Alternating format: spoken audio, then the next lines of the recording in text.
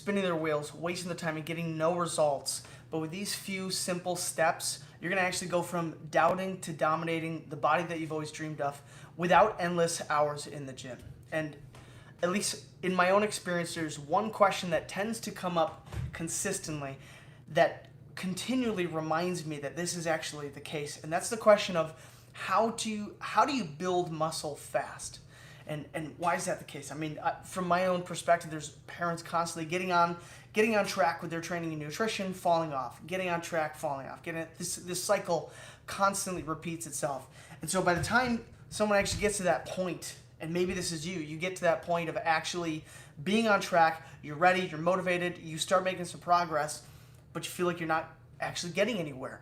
And so we constantly want to be getting there quicker. I mean, just in general, in our life, in our culture, like we want results fast. So when you're constantly flipping off and then flipping, or what am I trying to say, getting off and getting back on, it brings that out even more. That it's like, well, okay, this time I've got to get there, and I've got to get there quick, because once I get there quick, then maybe I can maintain it.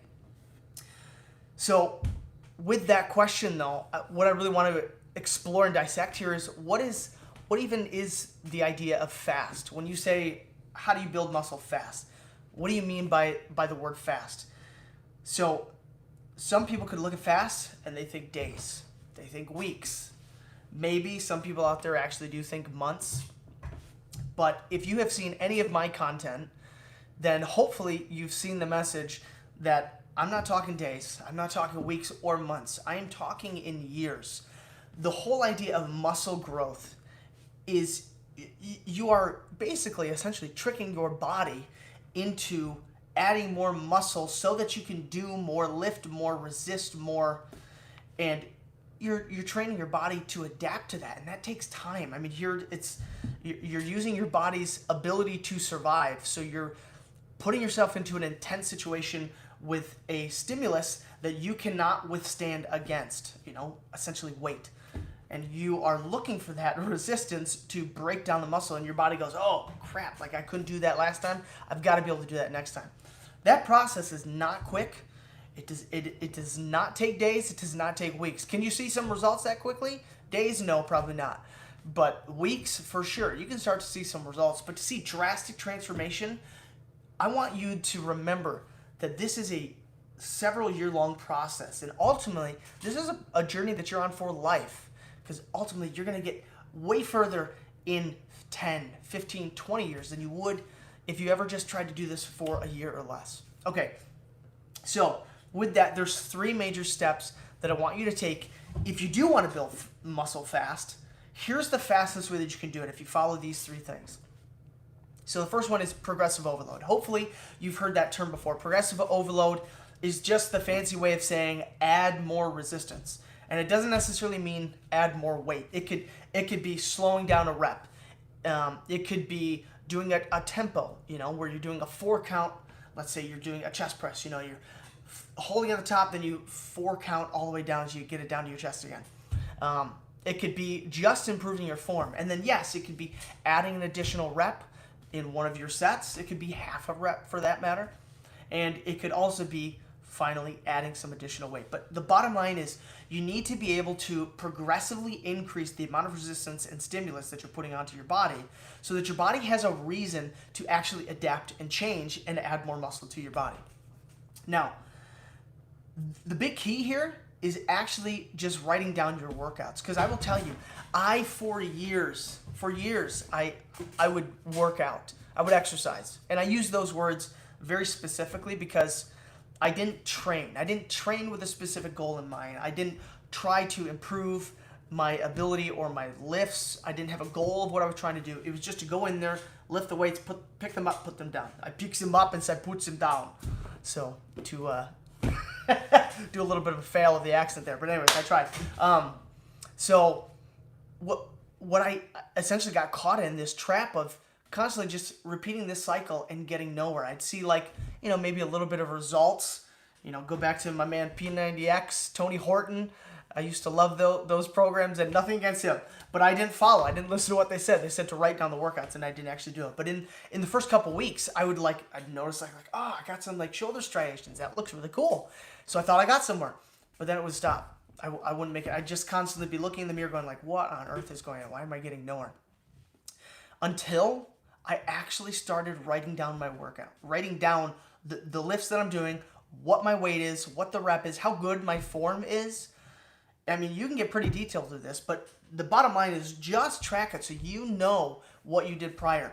Believe me, I know you say that you'll remember. I said it too. I said, no, I can remember. I know what I did last week. No, you won't. I promise you. There's so many nuances. You can get, when you're talking, as you start getting good at this, I mean, the incremental changes could be very small, very minute, but it all matters and all compounds to change your physique dramatically. So that's what I want you to do. Progressive overload, write those workouts down. The next thing I want you to do is actually be eating enough calories.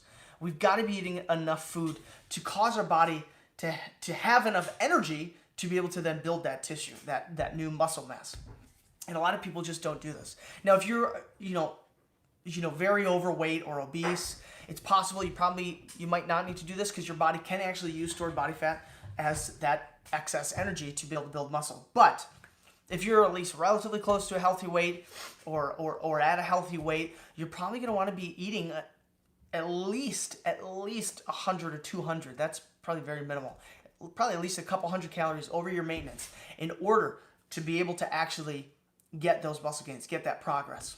So the third thing I want you to do is to be eating enough protein, which I know, hopefully you've heard that, hopefully you know that, but protein is vital. We got to send that signal. We got to be able to have our body go through protein synthesis, which is then going to allow our body to actually build the muscle. So what I want you to be doing is just making sure to get enough protein. And what is enough protein? I mean, ultimately, you're talking the typical recommendations, what research has shown pretty much to be the best place to be is about 0.7 grams to 1 gram per pound of body weight.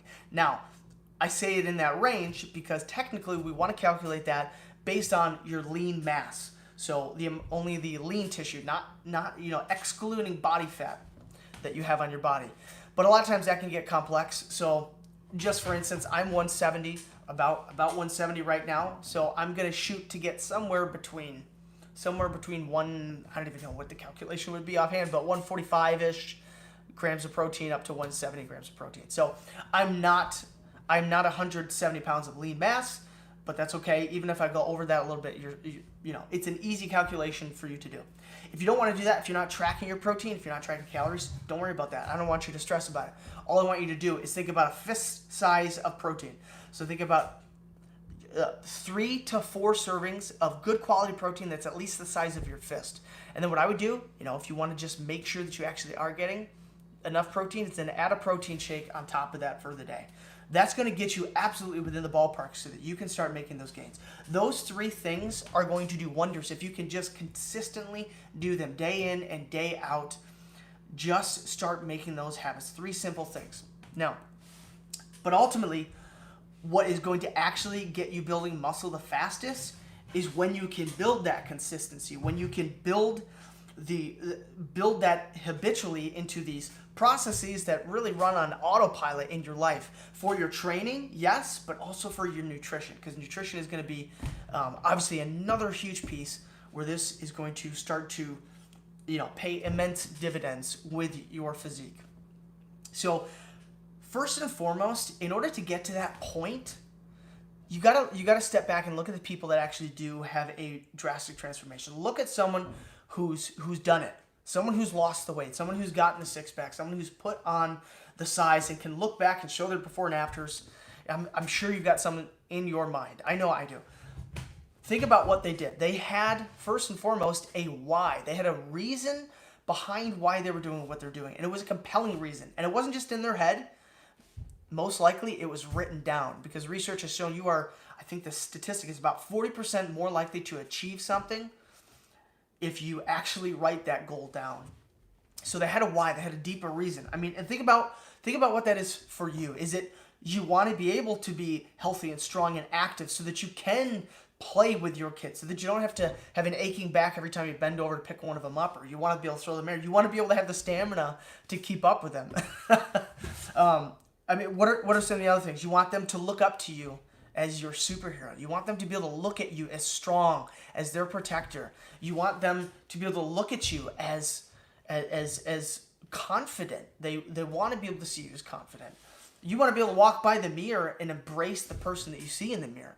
And you want to be able to enjoy and love that person. Now, you should love yourself, regardless of what you look like. But there's something that you can feel a sense of accomplishment in having achieved that. And not even having achieved it. I would rather even say just progressing toward that goal. Because we ultimately, is there a there? It's more about the journey and the process and enjoying the process, and not necessarily about some specific destination. Because you will find if you chase the destination and you chase the aesthetic, you're probably going to lose the aesthetic. But if you chase your health, if you chase feeling good, being strong, and you chase ultimately the health, you're going to get your health and keep your health and get the aesthetics along the way. So just think about that. Think about what your why is. And I actually want to share with you guys Darby Wilcock, who I've recently had the absolute pleasure of getting to know. He's another YouTuber. He's got a self-improvement channel. So I'm going to link a video that he has down below on the book Atomic Habits, which I literally just started reading today. I've had it on my Audible for quite some time now, but I'm finally getting to it. So absolutely awesome book. He has a great video that kind of summarizes that. I would highly recommend checking that out. And I'm just going to give you just a couple tidbits of what he talks about. But Darby's got a great channel, so much great content. Show him some love if you'd be willing. Okay, so one of the big things that he talks about in the book Atomic Habits is the idea of the 2-minute rule. Okay, so you're talking about training, you're talking about nutrition, and let's push let's push nutrition off to the side for right now. I want you to just think about your training, because if you get that piece locked in place, you can worry about nutrition later. I don't even want you to think about it at this point. If being consistent is your problem, I want you to just get the training in place, because research has actually shown when people start exercising, when they start lifting weights, working out, they subconsciously start making better decisions with their food. So don't even stress about trying to make better decisions. Get the training in place. The rest will follow in time. Excuse me. Okay. So I want you to think about the 2-minute rule. So the 2-minute rule is this idea that you can basically build a habit by starting with something that's just putting 2 minutes into it. Because you can basically do about 2 minutes of anything, hopefully. But if you think about, if you're trying to run, just go out for a run for 2 minutes. And now in our case, I want you to start lifting weights. So if you're going to go train, I want you to think about going to train for 2 minutes. I mean, that's 2 sets. So do 2 exercises, 2 minutes, be done for the day. And then, take a day off, and the next day do it again. And if you want to build that habit even more, do the 2 minutes every day. And you're going to find that from that point, you can do 2 minutes, you're probably going to increase a little bit more. You're going to start to feel the benefits of doing it. You're going to start to get just the mental effects of actually following through that, and you start to enjoy the process of it. It's going to be that much easier to build a habit and increase it from there. The next thing I want you to think about is called habit stacking. So Darby has some great points about this in his video. But habit stacking is the idea of you take a habit that you currently have. It's a good habit. It's already in place. You don't need to think about it. Like, for instance, I always eat dinner. I always do. I don't think there's ever been a time where I haven't eaten dinner. Who knows? There may have been a time or two. But regardless, I'm typically always going to sit down with my family and have dinner. It's a habit. That's just what we do. But I'm going to use that for sake of example. That's a habit I have in place. I've been struggling to take my vitamins lately. So I want to be able to be more consistent with taking my vitamins. So what do? I'm going to place that habit and stack it with another one that I already do. So after I eat dinner, I will take my vitamins, because I'm always going to eat dinner. So then that'll be my trigger to know, okay, now I got to take my vitamins. So I'll tell you from my own experience, that's what I've been doing. That's why I use this example. But after dinner, now it's not without fail, but I've seen insane improvements in my ability to remember to take my vitamins versus trying to come home and just think, okay, I got to go take my vitamins. I tried putting them in places that I would see them, which that helps too. But habit stacking is going to be incredibly beneficial for you, because now it's a rare day now where I actually miss my vitamins. Okay, So pairing routines, you talked about that. What I don't want you to do, like I just said, I don't want you to focus too much on nutrition. Nutrition, there's a lot to it. Um, People can make it insanely complicated. It doesn't have to be, but I think it can tend to overwhelm people. So that's why tuck that to the side. That will come in time. It's the hardest part, but ultimately it really does have the most major impact. But what I do want to do is, for now, don't think about it. These are the only things. I shouldn't say three. There's a few more than three, but these are the most powerful things that you can do in terms of your nutrition without having to. Don't think about cutting calories. Don't think about counting calories. Don't think about cutting out foods or food groups. Don't think about any of those things. Here's all I want you to do in terms of nutrition. So get the training locked in for nutrition. Number one, I want you to just drink more water. So whatever you're doing, just always have water with you. Honestly, I mean, here's my giant silly mug. It's a coffee mug, but right now it has my electrolyte drink in there, keeping my minerals up. Anyways, so I've got that. I have a glass water bottle that actually just smashed today. So it's unfortunate. It's an old water bottle, but I love drinking out of glass water bottles, so you're going to be avoiding the xenoestrogens that you can get from deteriorating plastic, and there's just some not good things as the plastic deteriorates. You want to avoid using those if you can, especially if you want to try and any little bits that you can have control over to keep your testosterone up. So anyways, but unfortunately my old water bottle, I knocked it off the counter and it smashed into pieces. I'm very sad about it. But anyways, so drink water. That's what I would do. I'd have one of these, fill this up with a bunch of water, and then I would have at least 2 full water bottles. And my water bottle is probably about 30 ounces. So I've got at least 2 of those plus one of those. I'm getting somewhere between 80 to 90 probably ounces of water, I think. So, but if you have one water bottle that you just keep with you and that you're filling up constantly, you at least have that there. It's a cue to drink. Drinking is going to help satiate you. It's just going to help, our body's made up 70% of water. We want to have water. The next thing I want you to do is to eat enough protein, which we've already talked about this. We know what enough protein is. So I want you to remember that fist size of protein for each serving, 3 to 4 servings of good quality protein. And by good quality protein, typically I'm meaning something like meats, whether it's some sort of a whey protein or a pea protein, some sort of protein powder. But especially, chicken, beef, pork, eggs. Think about, and in terms of eggs, it's a little bit different. But I remember a whole egg is not going to have as much protein as would probably a fist size of ground beef or something like that. But eggs are still phenomenally powerful, so include those as well. So anyways, think those for quality proteins.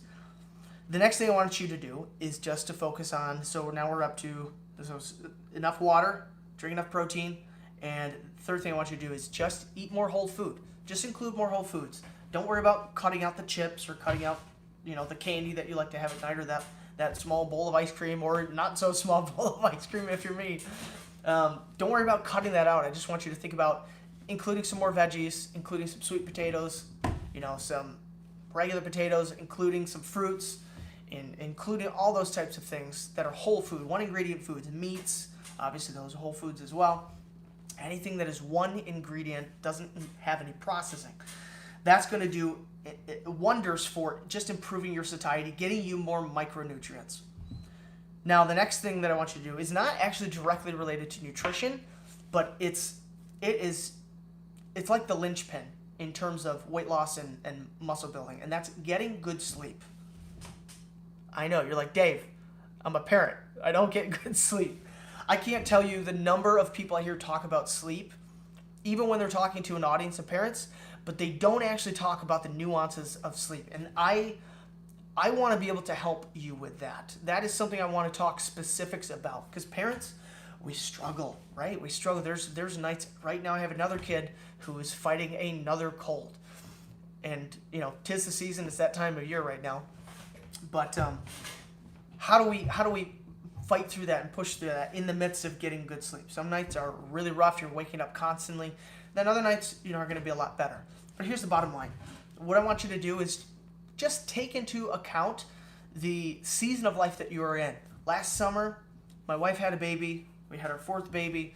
And I knew for at least 2 months, usually it's about 3 months, right? The fourth trimester, I knew sleep was going to be crap, and I knew my training was going to be crap. So I knew that going into it. I wasn't trying to build a whole bunch of muscle. I moved back to a maintenance phase. So keep that in mind.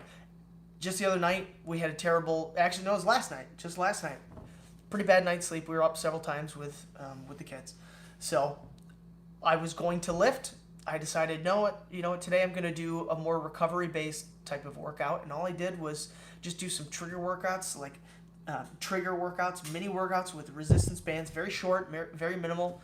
I did just like a few minutes, like 5 minutes of some plyometrics because I'm getting my knee back in shape after my knee surgery so that I can jump again, and different things like that. And it was just something to promote recovery, and I was not gonna, push the weights really hard today because there's no point. My sleep was not on point. So, bottom line is take into account the season of life that you're in, and on the days that you feel good, that's a day to lift, if you can make it work. And on the days that you don't stress about it. It is better that you not, push yourself to the max. Even, I used to try to work out on 4 hours of sleep. It was really dumb. But I thought I had to get my workout in. Remember that it's going to be better in that situation that you rest, let your body just recover, than if you try to lift weights. You're just going to be digging yourself into a deeper hole. Okay, so we talked about sleep.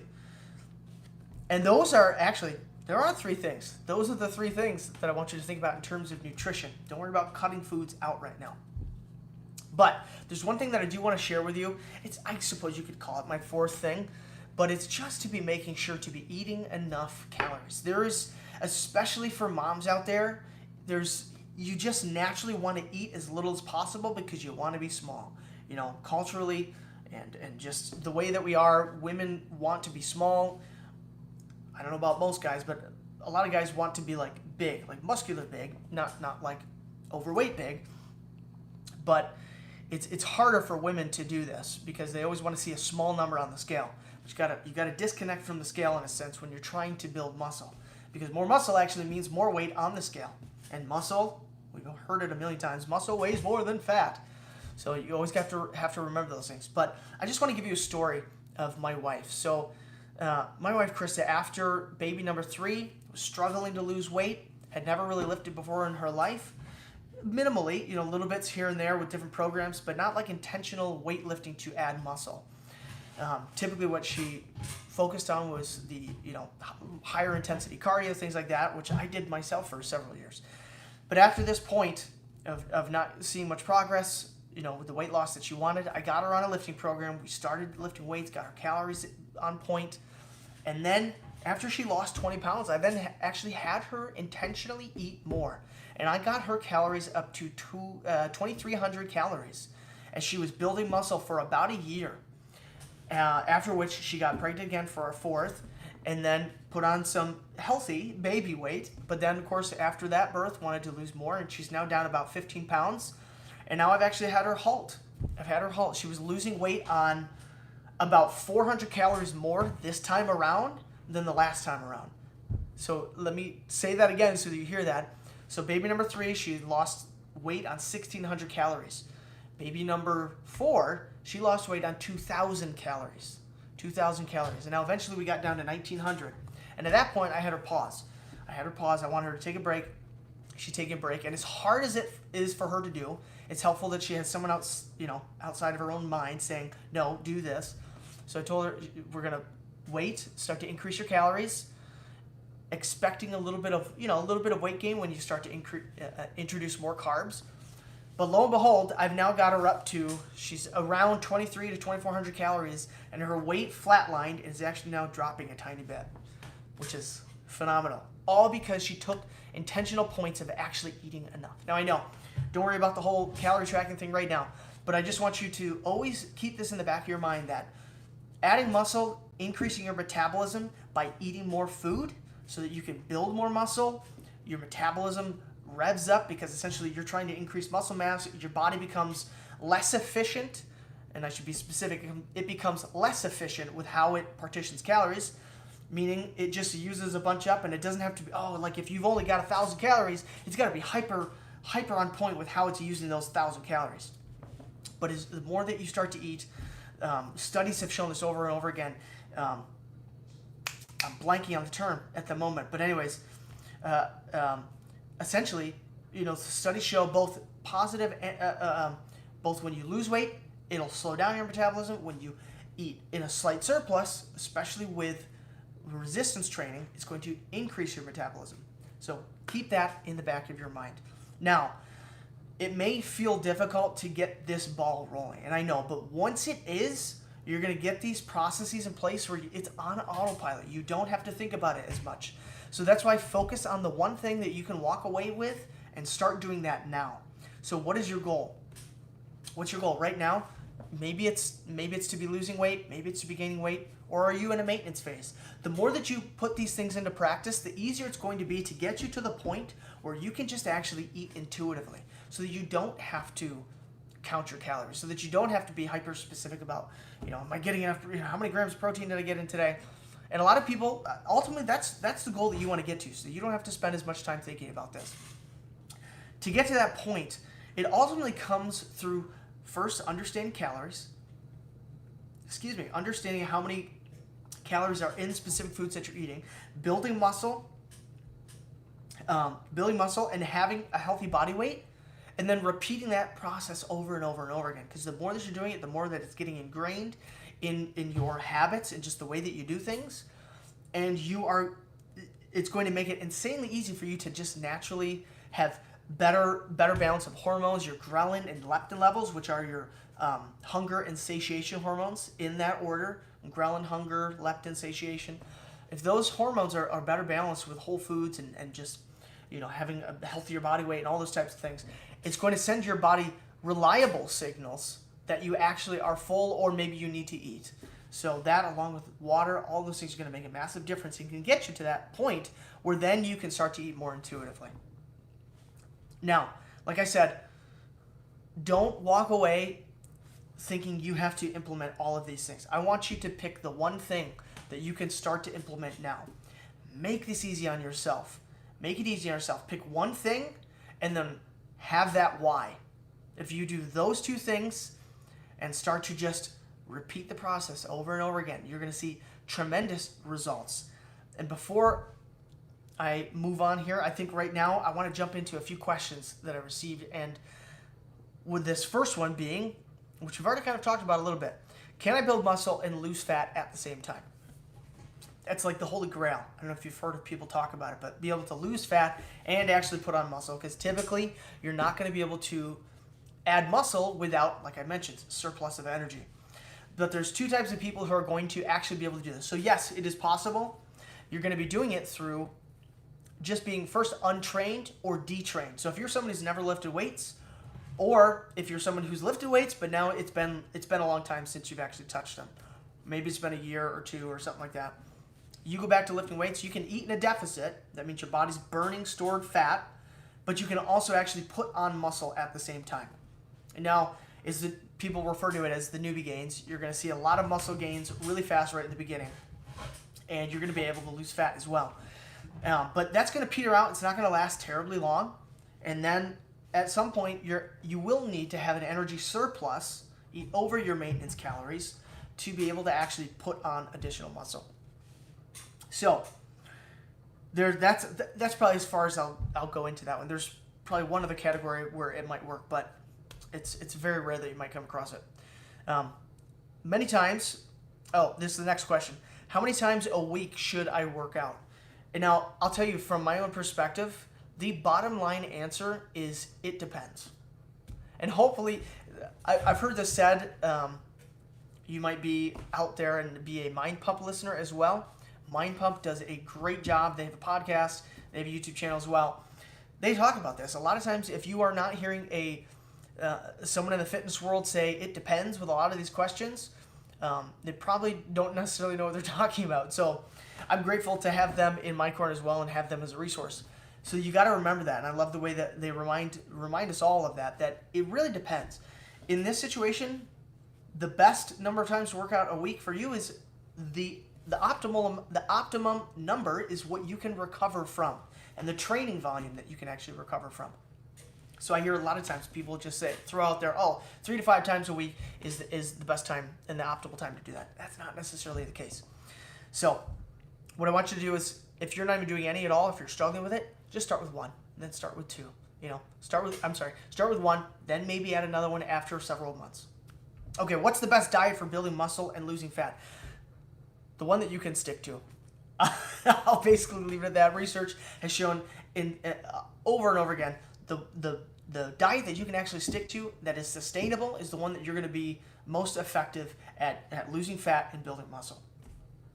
Okay, don't let anyone ever tell you there's some secret to a specific diet. And my kids just got home. Well, hello. I'm on live, guys. You want to come say hi? All right. They just got home from a church event here. Okay. So I'm on to the next question here. How long? Are you gonna wave? All right. No, they don't. They went. There he is. Okay. There's Rylan. There's Addie. Okay. How long will it take to see results? Now we've already kind of talked and touched on this, but how long it will take to see results is really going to depend. But remember to think about this in terms of years, not in terms of days, weeks, and months. You're going to see some results for sure in weeks and months, but you're going to see drastic changes over years. So that's why I want you to look to the workouts that you're actually writing down. That's going to be where you see the change that something is happening, muscle is being put on if you're lifting more each week. Now, can I build muscle without going to the gym? I love this question. Yes. Hopefully, if you've watched my channel, you know that, yes, you can build muscle without going to the gym, because I have hardly ever set foot in a gym, especially not consistently. So building muscle is just all about progressive overload. Right, Ryland? Progressive overload? So we try to do a little bit more each time. I mean, look at the calisthenics people. Some calisthenics guys have built incredible physiques just using their body weight. So just remember that. And finally, this last question that I have in here is, what are the best exercises for parents with limited time? When you have limited time, what I want you to focus on is compound movements. We don't have time to waste on other, and I love that. We don't have time to waste on exercises that are basically what am I trying to say? They're wasting your efforts. They're doing the same thing as something else would, like a compound movement. Because in compound movements, you got to think about squat, deadlift, pull up, push up, dumbbell press, chest press, things like that, bench press, shoulder pressing, rows, dumbbell rows, silly girl. Those are the types of things that are going to get you the best bang for the buck. They're involving multiple muscles in your body, and they're going to be just the most bang for your buck. So anyways, focus on those and don't worry about the other ones. Bring in some isolation moves for sure, some bicep curls, tricep stuff, things like that, hamstrings. Pull-ups. Pull-ups are great. They are compound movement, but focus on the compound movements. So and push-ups. Yeah, push-ups. And stretching. Now, okay, but I want to give you a roadmap that is far more specific than this, so that you can follow the steps in there and be blown away by the results that you'll actually see. So click this playlist right up over here. It'll take you there. And as always, thank you so much for being here, and I can't wait. What am I trying to say? Be intentional, bring the intensity, and I'm going to see you over there on the next video.